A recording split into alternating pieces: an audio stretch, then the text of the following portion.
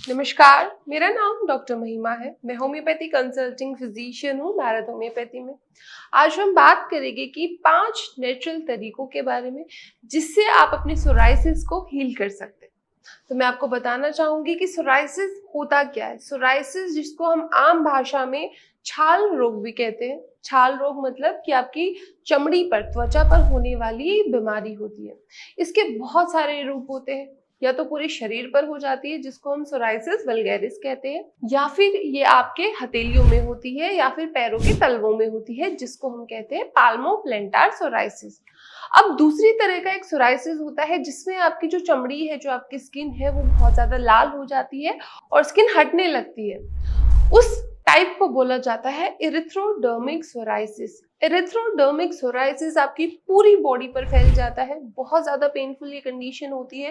Patient को खुजली के साथ पेन भी हो रहा होता है क्योंकि जो उनकी स्किन है वो अपनी जगह से हट रही है, वो पील ऑफ हो रही होती है। तो it's a very painful process.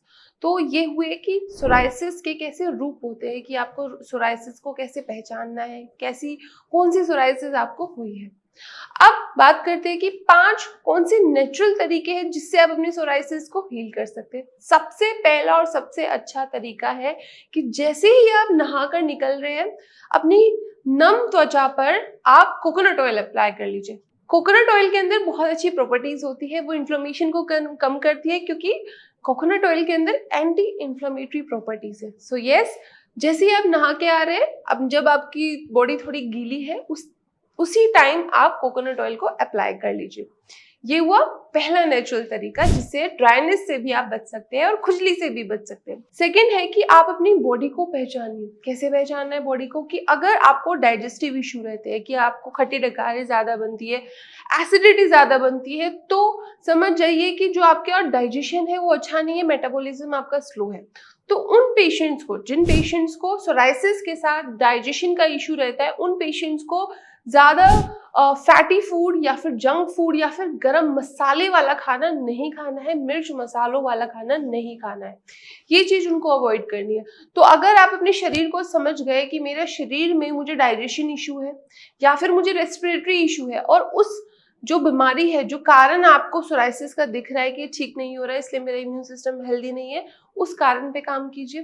वैसा खाना मत खाइए, वैसे लाइफस्टाइल को ऑप्ट कीजिए जिससे आपकी वो भी बीमारी ठीक हो जाए। तो नेचुरली आप अपने सोराइसिस को ठीक कर सकते हैं।